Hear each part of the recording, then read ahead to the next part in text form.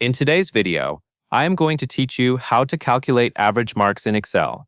To begin, open your worksheet and find the empty cell where you want the average to appear. This is usually placed just below the list of marks, or in a nearby summary cell where it is easy to read. Choosing the right cell first helps keep your sheet organized and makes the result easier to find later. Once that cell is selected, type equals average and then an opening parenthesis. This tells Excel that you want to use the average function, which is designed to calculate the mean of a group of numbers.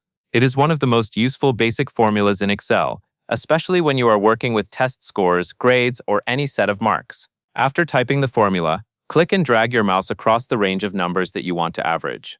As you highlight the cells, Excel will insert that range into the formula automatically. This saves time and helps reduce mistakes, because you do not need to type each cell reference by hand. Make sure you only select the marks you want included in the calculation. When the full range is selected, type a closing parenthesis to complete the formula. This signals that the function is finished and ready to calculate. Then press Enter on your keyboard. Excel will immediately display the average in the cell you selected. At this point, you have calculated the average using a formula, which is useful because it updates automatically if any of the marks change later.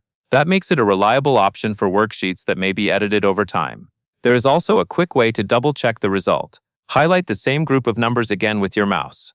Then look at the bottom right corner of the Excel window in the status bar.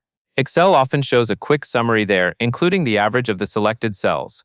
This is a helpful way to verify your result without creating another formula. If the average shown in the status bar matches the value from your formula, then you know your calculation is correct. This gives you both a permanent result in the worksheet and a fast built-in way to confirm it. That covers everything you need to know.